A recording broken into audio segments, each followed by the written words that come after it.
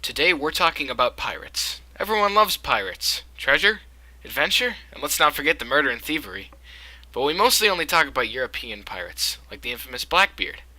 However, piracy has existed on every corner of this planet, including the areas of study in this unit, China and Japan. China? China.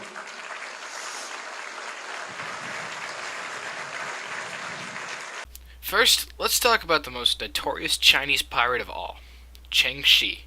Cheng Shi was a Chinese pirate that operated during the Qing dynasty and is known as the most successful pirate of all time.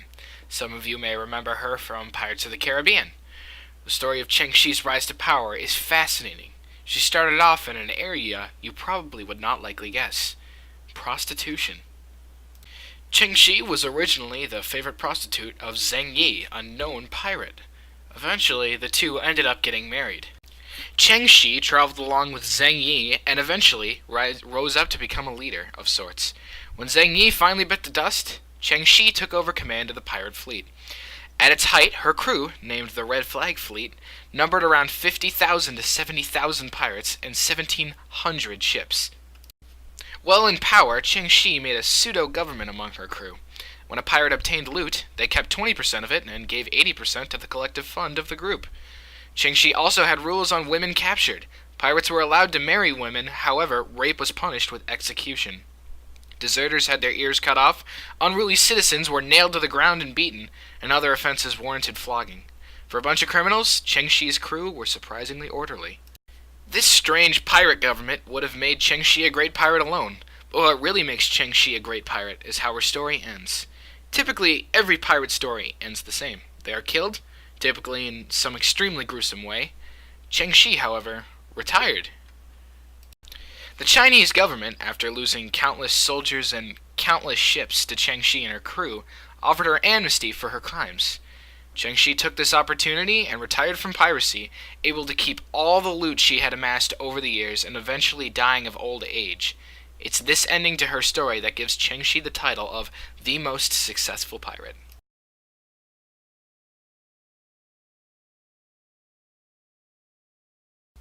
Now let's talk about the Japanese in a very different group, the Wokou. The Wokou were a band of thousands of pirates that raided the coasts of China. It's also the name of a ramen shop in San Diego, but I digress. Unlike Cheng Shi, the Wokou were actually an alliance by numerous other small pirate bands. These bands were typically formed by frustrated merchants who were angry with China's strict trade laws. The Wokou existed for several hundred years, however their true rise to power was during the late 1500s, aka the Ming Dynasty. During this time, China's navy became very lazy. There was a long period of peace, which caused lackluster performance in every regard.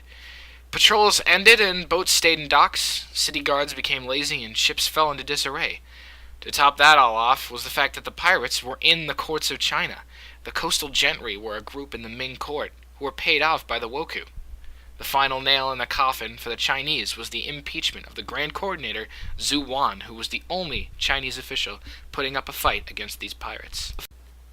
During this time, a man named Wang Zi rose to become the leader of the Wokou.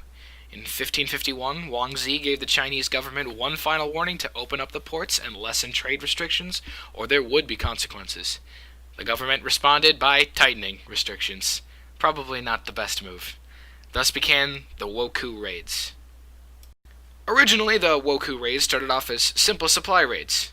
However, they began to escalate, eventually coming to include hundreds of ships that dwarfed city defenses. They became so powerful that they threatened even large cities like Nanjing. What followed was almost a war between the Wokou and the Chinese government. After years of fighting, the government finally achieved victory, for a few reasons. One was the expert military leadership of Qi Lingguang, who worked tirelessly to stomp out the Wokou threat. But also the government lessened the trade restrictions that the Wokou hated so much. Wang Zi, however, didn't get a happy ending like Cheng Shi.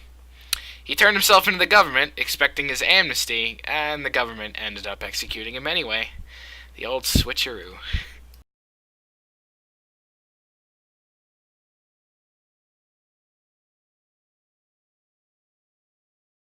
Now let's address some of the similarities and differences between the two. Cheng Shi and the Wokou both heavily raided Chinese coasts specifically. Both struggled against the Chinese government. Both manned fleets with tens of thousands of men, and both had leaders that were offered amnesty by China's government.